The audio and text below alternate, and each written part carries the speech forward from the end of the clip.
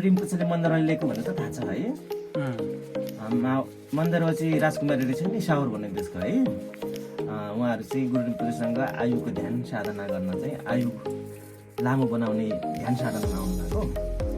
अनि त्यो समयमा उहाँ आउँदाखेरि यहाँ बसेर चाहिँ ध्यान गर्नुभयो। अनि यो चाहिँ आयुको कलशमा चाहिँ छेबुङ।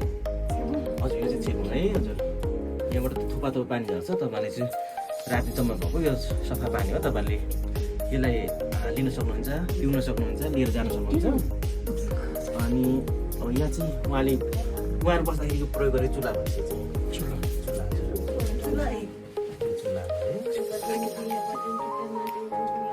अनि यहाँ छ जुन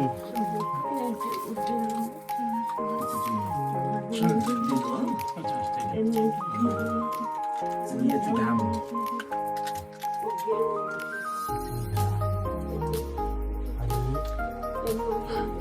अनि माछा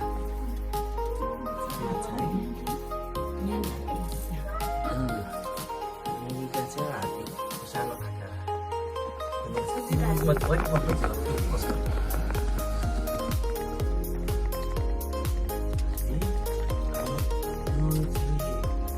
कप्ली मान्छेको टाउको गर्ने गरेपछि फोटोमा पनि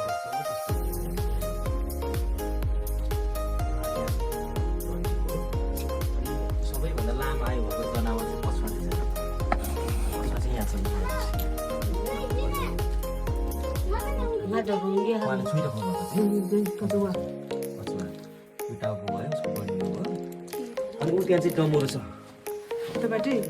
त्यो बजाउँदाखेरि ढुङ्गै हो हेर्दाखेरि, बजाउँदाखेरि आवाज चाहिँ आउँछ त्यो माथिको त्यो भित्ताको।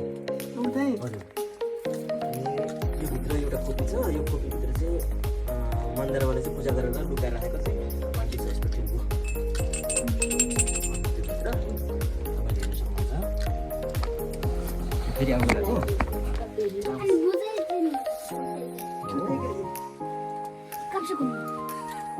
यहाँ चाहिँ गुरु रिम्पोछेको हात छ। जस्तै हाम्रो हात 5वटा औँला हुन्छ नि त्यस्तै औँला छ। अनि अब यस्तो गर्दा रातो हुन्छ नि हाम्रो हात, देख्नुभयो नि यस्तो। तपाईँ हामी सबैको हुन्छ, त्यहाँ पनि त्यस्तो आउँछ। यता आउनुहुन्छ त आउनुहोस् न। यो चाहिँ हो है, यो चाहिँ बुढी औँला। अरू 4वटा औँला यहाँ छ। धागो बाँधेको छ हातमा।